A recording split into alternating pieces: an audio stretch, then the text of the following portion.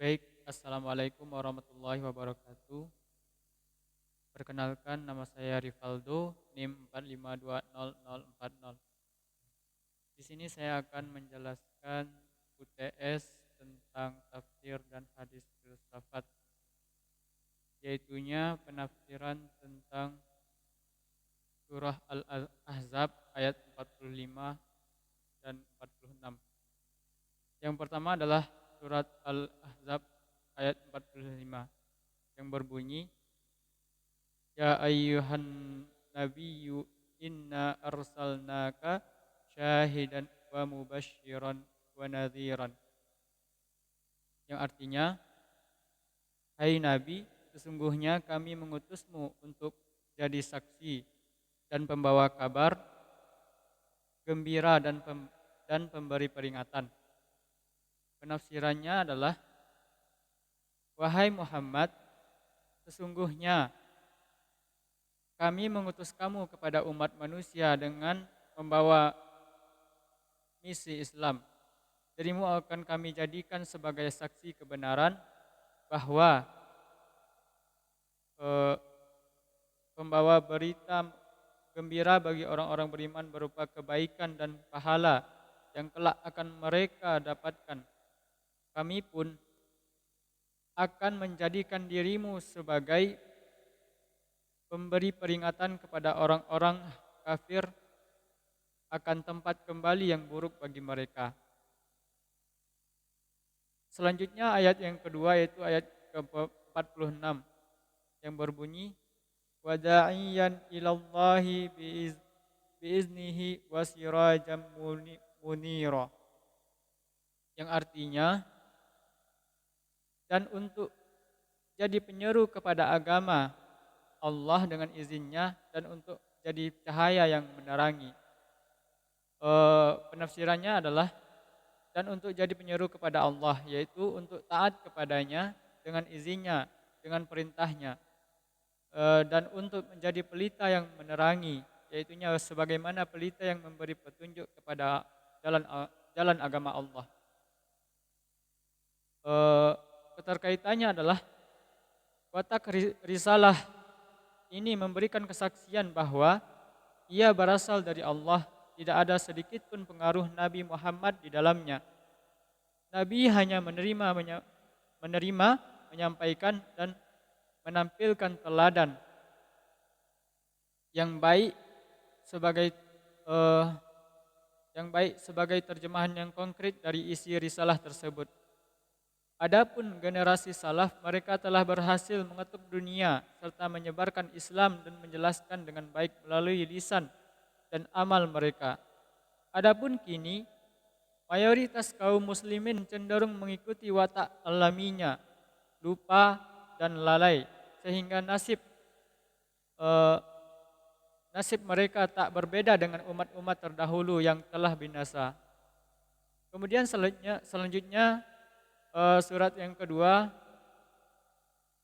yaitu surat Yunus ayat yang ke-101 yang berbunyi,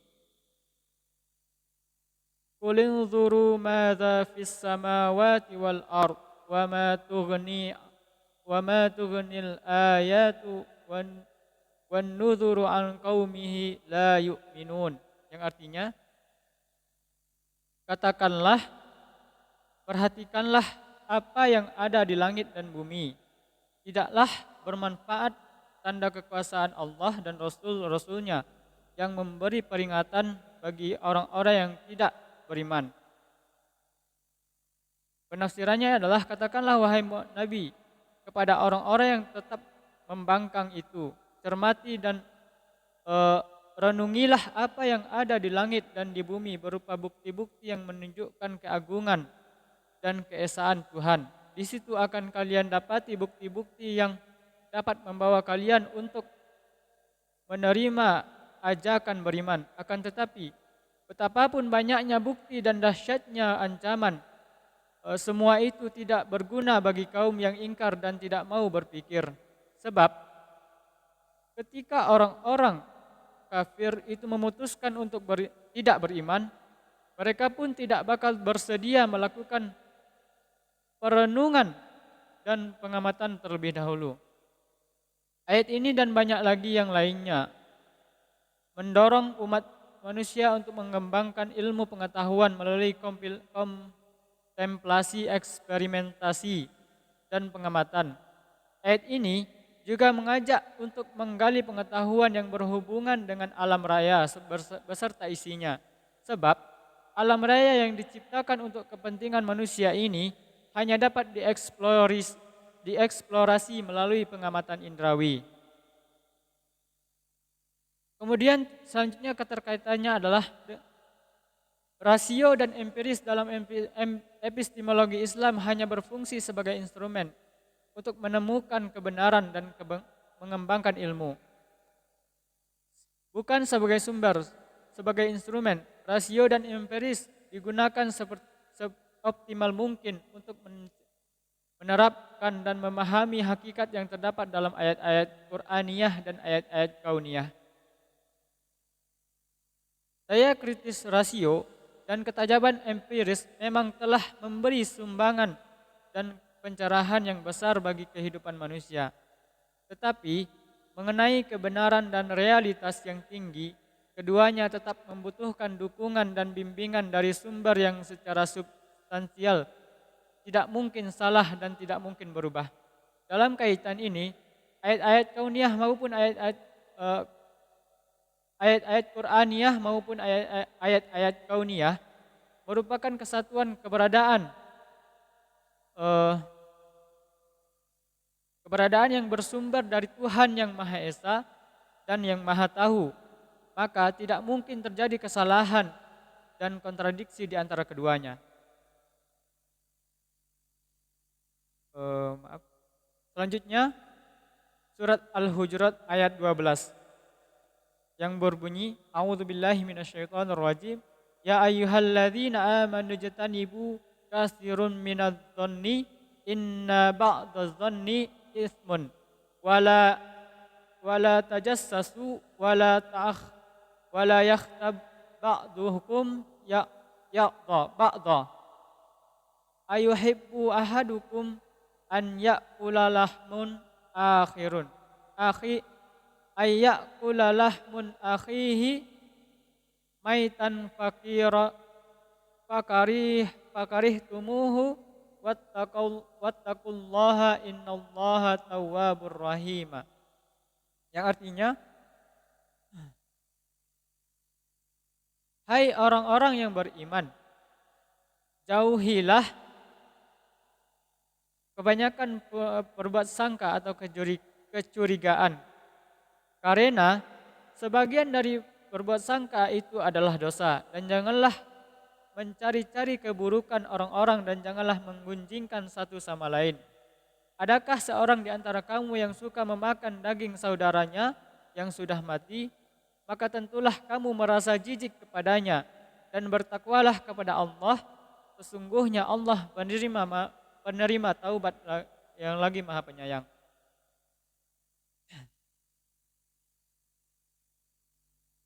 Penafsirannya adalah, wahai orang-orang yang beriman, jauhilah prasangka buruk terhadap orang-orang yang berbuat baik. Sesungguhnya sebagian prasangka adalah dosa yang harus dihukum. Janganlah kalian menyelidiki dan mencari-cari aib dan mencela-cela orang-orang muslim. Dan janganlah pula kalian saling menggunjing yang lain. Apakah salah seorang di antara kalian senang memakan bangkai saudaranya yang mati, yang kalian sendiri sebenarnya merasa jijik? Maka bencilah perbuatan menggunjing, karena perbuatan menggunjing itu bagaikan makanan bangkai saudara sendiri. Peliharalah diri kalian dari azab Allah dengan menaati semua perintah dan menjauhi segala larangan. Sesungguhnya Allah Maha Agung dalam menerima pertaubatan orang-orang yang mau bertaubat. Lagi Maha luas kasih sayangnya terhadap alam semesta. Keterkaitannya adalah dalam tafsir Al-Muyassar dikatakan bahwa Allah memperingatkan orang-orang yang beriman dari berprasangka buruk terhadap sesama mukmin. Jauhilah perbuatan itu karena sebagian prasangka itu akan menjerumuskan pelakunya ke dalam dosa-dosa besar. Kemudian hadis tentang etika. Hadis tersebut berbunyi yaitunya an Abi Hurairah qala Rasulullah sallallahu alaihi wasallam innama bu'istu li utammima salahal akhlaq, yang artinya dari Abu Hurairah radhiyallahu anhu, ia berkata, Rasulullah sallallahu alaihi wasallam, sesungguhnya aku hanya diutus untuk menyempurnakan akhlak yang mulia. Penafsirannya ialah ilmu komunikasi yang paling hebat adalah ilmu yang didasarkan atas al-akhlakul karimah yang menjadi pegangan bagi umat Islam.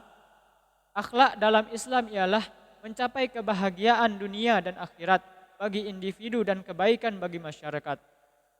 Orang Islam dengan petunjuk agamanya mengikat akhlak dengan agama dengan ikatan yang kukuh serta memandang akhlak sebagai bagian yang tidak dapat terpisah dari agama. Akhlak yang baik yang menggambarkan kebaikan dalam tingkah laku dan muamalah sehingga ia menjadi sumber pokok bagi tingkah laku yang utama dan akhlak yang mulia dalam Islam. Mungkin sekian yang dapat saya sampaikan. Tak lebih dan tak kurang saya mohon maaf. Wabillahi taufiq wal hidayah. Assalamualaikum warahmatullahi wabarakatuh.